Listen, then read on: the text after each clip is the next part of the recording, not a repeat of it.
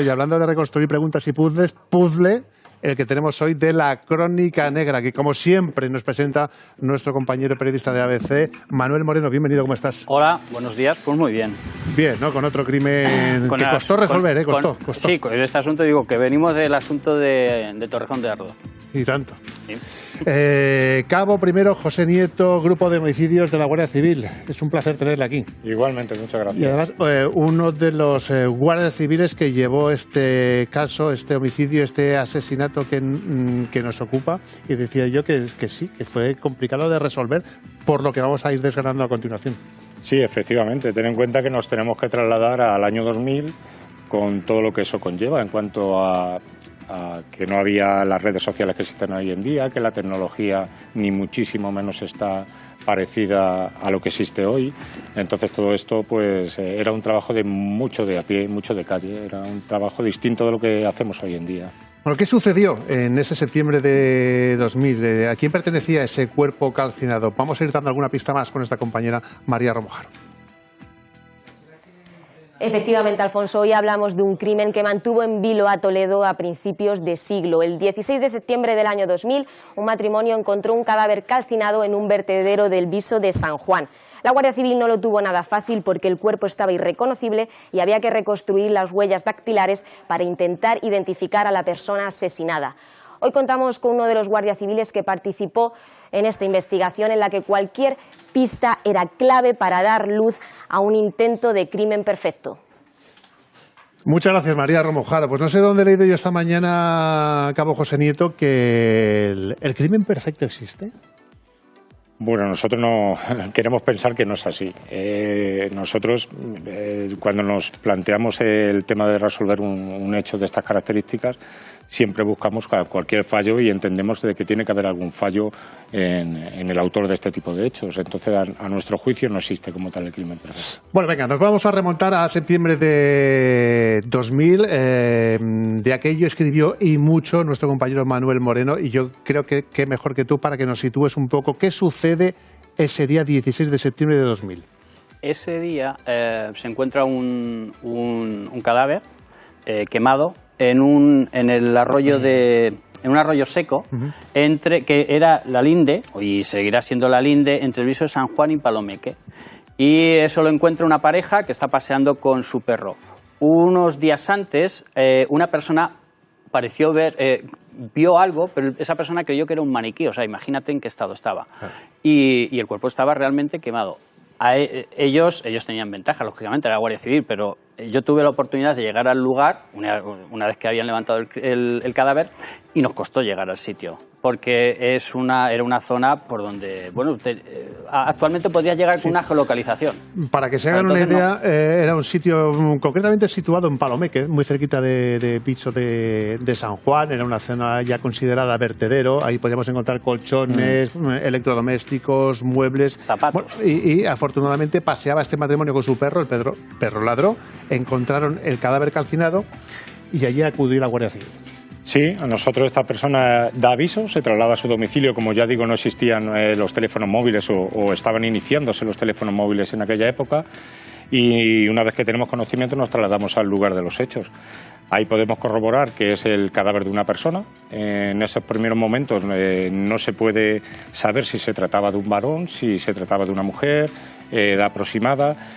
Por lo que, como hacemos en este tipo de casos, llega a la comisión judicial y empezamos a explorar con los médicos forenses allí desplazados lo que es el cuerpo en sí.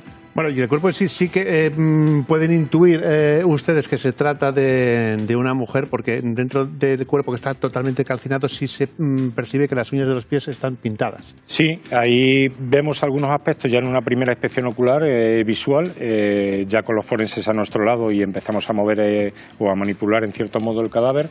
Observamos pues 2 o 3 parámetros. Uno, lo que comentas en relación que algunos de las uñas de los pies no habían sido carbonizadas por productos del incendio que habían provocado, determinados anillos en las manos y unos aros de lo que entendemos que podía ser un sujetador, simplemente lo que es el aro metálico. Entonces ahí empezamos ya a barajar de que pudiera tratarse de una mujer. miramos también un poco ya la estatura, Claro. también teniendo el dato, pudiendo extraer el dato de que podría medir sobre en torno al 1,60 aproximadamente. 1,60, efectivamente. Ha dicho el cabo algo que es también fundamental, ¿no? Durante la instrucción, durante la investigación, son 3 anillos, Manuel.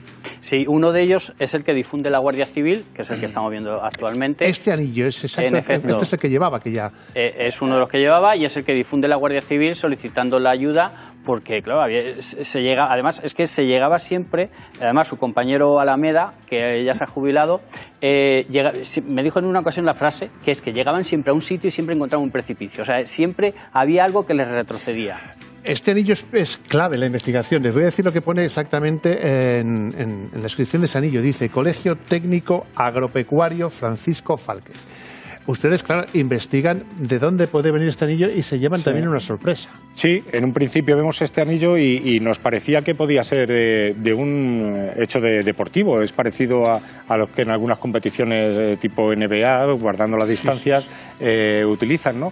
Pero estudiándolo más a fondo, pues efectivamente vemos Colegio Técnico Agropecuario Francisco Fálquez, que es en Guayaquil, en Ecuador. Bueno, pues ahí ya teníamos un país y una población del entorno de Ecuador. Nos dirigimos al Consulado de Ecuador y solicitamos pues cualquier graduación que pudo haber del año 92-93 y que pudieran haber otorgado este tipo de anillos.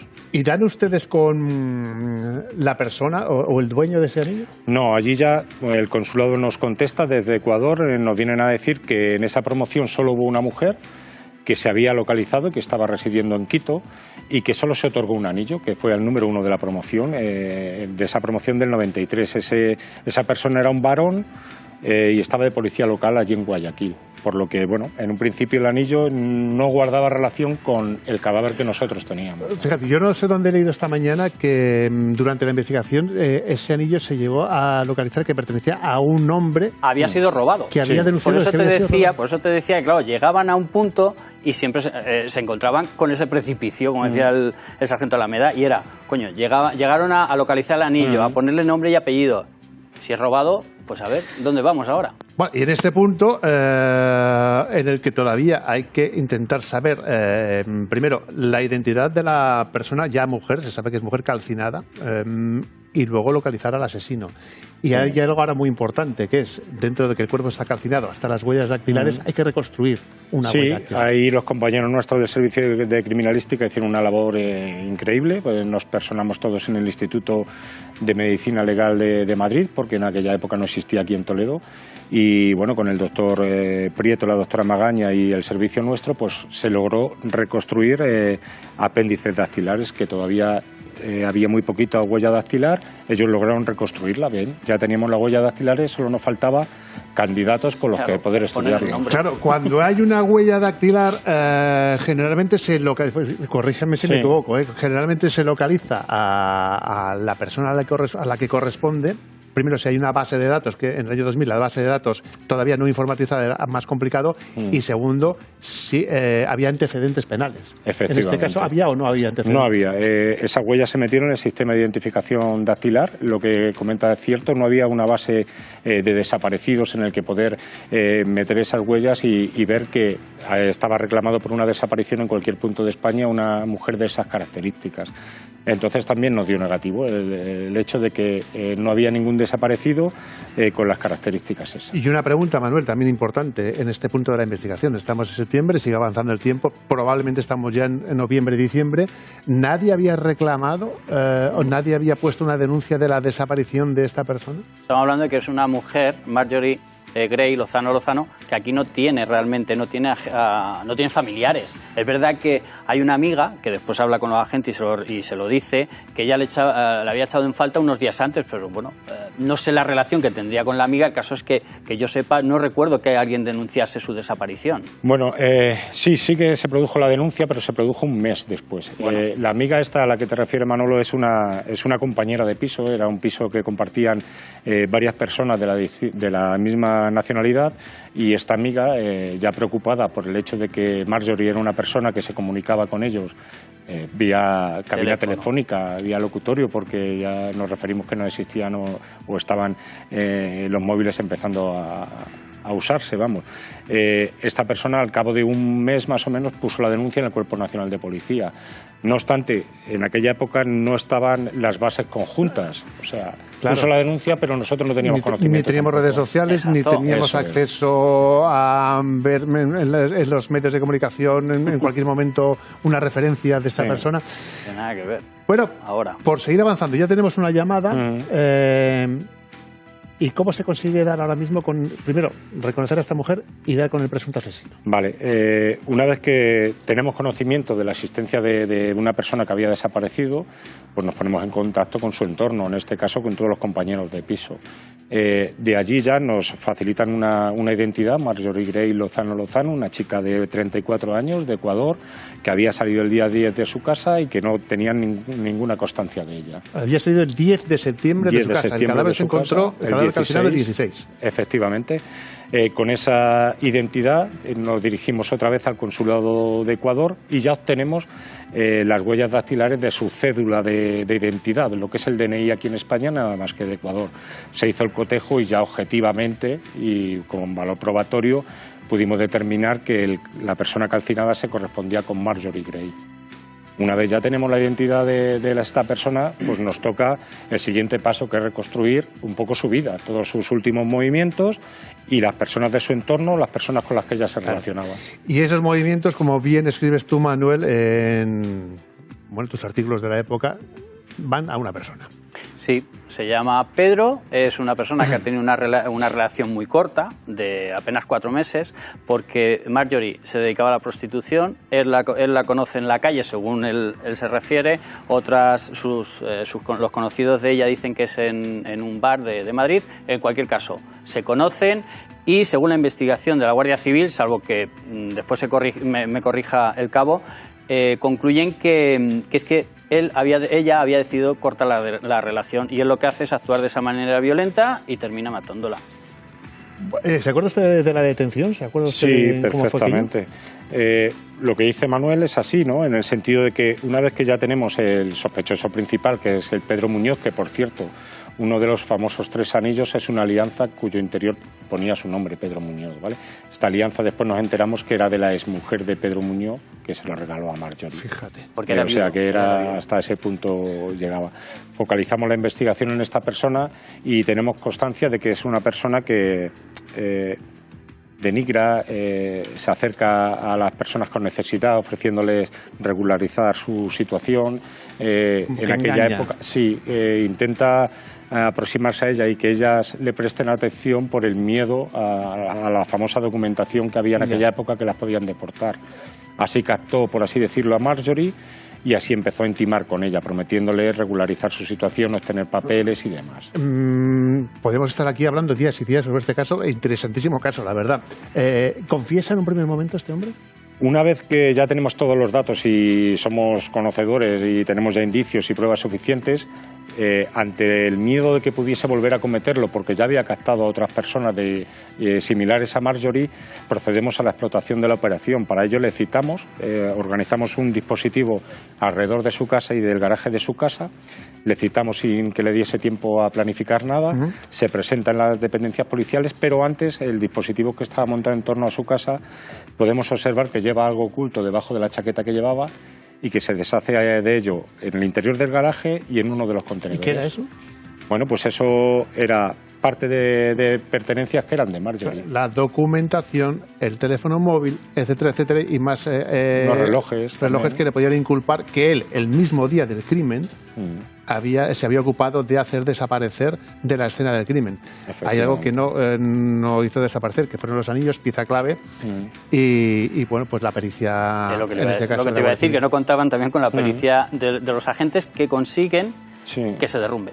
Sí, él, una vez que ya les ponemos lo que habíamos encontrado y que él había intentado deshacerse de ellos, más distintos aspectos que habíamos logrado en la investigación, es el derrumba y dice que ha sido él el causante de la muerte. En principio confiesa, pero no se le juzga hasta el año 2003.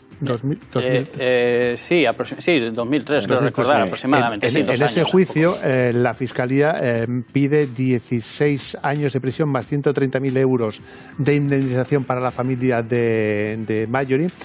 Y la defensa, y me llama mucho la atención, pidió la libre absolución, si no estoy equivocado, alegando que este hombre, bueno, en su testimonio había dicho que Marjorie le había amenazado de muerte a él y a sus hijos con magia negra. Eso es lo que dice. Bueno, siempre hay que poner por delante que un acusado en un juicio puede decir todo lo que quiera, hasta mentir.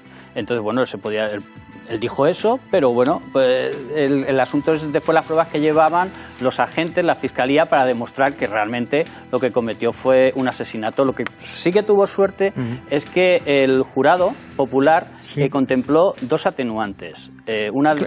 Sí, ¿cuáles son? Sí, una de arrebato, una por arrebato, y otra fue por arrepentimiento espontáneo, que cosa que me llamó mucho la atención. Bueno, yo claro, a usted, Cabo, le pregunto, arrepentimiento espontáneo de una persona que el día 10 de septiembre supuestamente de un golpe asesina a esta mujer, que a los pocos días vuelve a ese vertedero.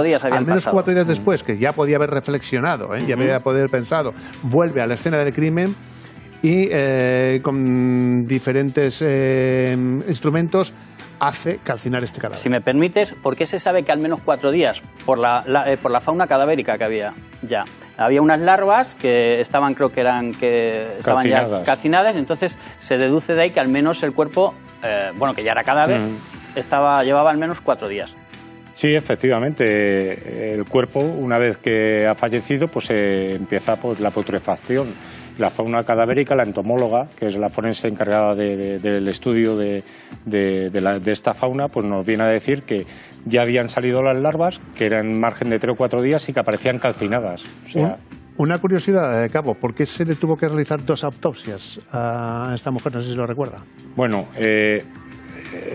2 autopsias, por un lado se buscó lo relativo a las causas de la muerte, que no se pudo determinar por el estado en el que se encontraba el cadáver, de producto del fuego. No pudiendo barajaban si podía ser por asfixia o podía haber sido por un arma incisa que no hubiese afectado ningún hueso, simplemente órganos blandos, y por otro lado lo que se hizo fue un estudio antropométrico, que es todo lo relativo a los huesos, si podía haber fracturas, si podía haber algún tipo de fractura en el cráneo o en alguna otra parte del cuerpo. Bueno, pues estamos recordando este crimen que ocurrió en septiembre de 2000 en el piso de San Juan, más concretamente en Palomeque. Esta mujer que apareció calcinada, se localizó al asesino y fíjense cómo es la vida, porque a esta persona se le condenó, se le redujo la condena por haber tenido ese arrepentimiento de 13 años a pagar a 120.000 euros a su familia, que también se redujo esa cantidad. Esto ocurrió en el año 2000. Y en el año 2003 también salió publicado en ABC una información que a mí me ha llamado mucho la atención. Que es la siguiente. Coincidió con el juicio, claro, es que el cadáver ya llevaba para entonces 2 años y medio en la morgue del Instituto Anatómico Forense de Madrid. En el congelador, por decirlo de alguna manera. Sí, no, es que es así, claro. Del anatómico forense 2 años después, porque no sé si por temas burocráticos, la familia no había podido ir a por ese cadáver. Sí, parece ser que la familia no disponía de recursos, no tenía ninguna familiar Marjorie aquí en España que pudiese responsabilizarse de ese cuerpo, y luego los trámites burocráticos para la extradición alargaron toda esta situación. Y por último, les voy a preguntar, que no sé si lo conoce, se le condenó entonces a 14 años de prisión. Sí. Entiendo que Pedro Muñoz, no sé de su paradero, si está fuera de la cárcel o no. Pues obviamente fuera debe estar. Sí. Lo que no sé, sí que sé de hijos de él, pero de él actualmente no desconocemos.